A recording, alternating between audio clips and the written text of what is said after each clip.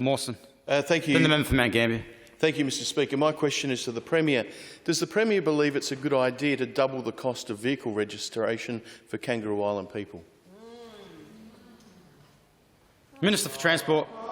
Thank you, Order. Mr Speaker, and I can answer that question for the member for Mawson and say that this is something that was actually handed down in the budget back in June and a decision that this government has made about the fact that we want to see more investment into regional roads and in doing so actually do what it is that the people of regional South Australia want us to do. Now, there is a clause or a rule that was been in place.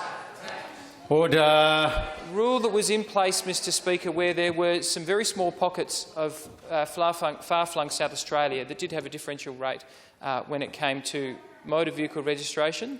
Can I say that there was a very high degree of irregularity about the way that those concessions were being used.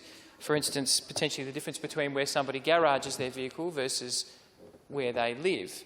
Now, the other thing I'd say, Mr Speaker, is that what this government wants to do and what the reason for the concession was when it was first put in place somewhere decades past was the fact that there was a recognition in the fact that money was not being spent in those areas on roads. And can I say that this government has a fantastic program to turn around and actually deliver improved road funding for South Australia, including for members of Kangaroo Island, and I must admit, when I mention this, every other regional MP in this room is going to ask for the same deal, is that Kangaroo Island actually gets more road funding than other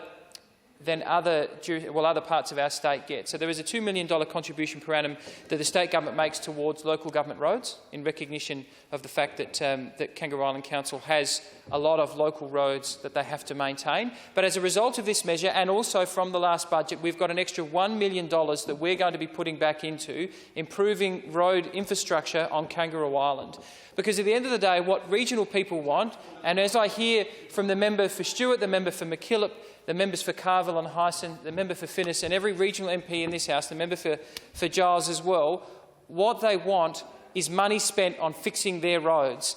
They are sick and tired of having had a government that would not spend any money fixing their roads, and that's why over the past two budgets we've now put $1.3 billion into fixing roads in regional South Australia.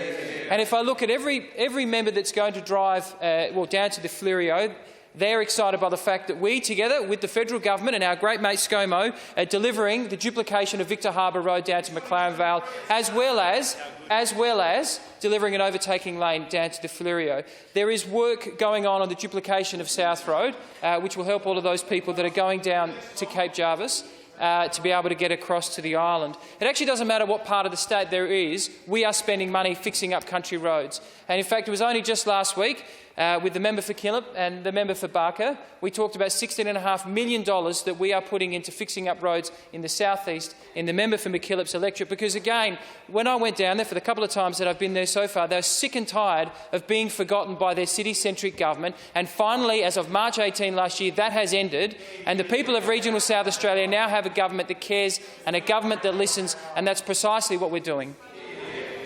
Member for Mount Gambier. I'll come back to you. Member for Mount Gambier. Thank you, Mr Speaker. My question is to the Minister for Police. Will the Minister be making a submission to the Productivity Commission highlighting that their recommendation to change fringe benefits tax arrangements will have a detrimental impact on attracting police officers to regional areas? Minister. Thank you very much. I thank the member for the question and note that since coming into government we've done a number of things to increase the number of police on the beat, and one of them was to reopen and extend the police station opening hours at 3 metropolitan police stations. What that allowed us to do Order. What that allowed us to do, if you just members on my left, wait a moment, is we put administrative staff back into the operation of police stations, and that actually freed up sworn police officers to go back on the beat. So a big focus of ours is making sure that we have ample police on the beat. It's a big focus of all the South Australians. I'll very much take the member's point on notice, and I'm very happy to discuss with him offline how we can keep growing the number of police that we have on the beat in South Australia, both in the regions and in the city. Member for Mawson, and then the member for Morphett. Thank you, Mr Speaker. My question is again to the Premier.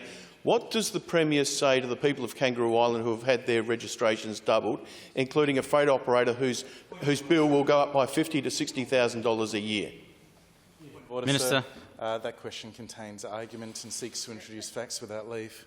Yes, look, I'm willing to give the member for Mawson an opportunity to rephrase. Thank you again, Mr Speaker, because the people of Kangaroo Island would like an answer. Does the Premier... Yes. Member for Mawson, I'm now moving to the member for Shutting Morford. Down the people of Kangaroo Island. And the member request. for There you go. Mawson can leave for the remainder of question time. And when he does, the member for Morford will have a question.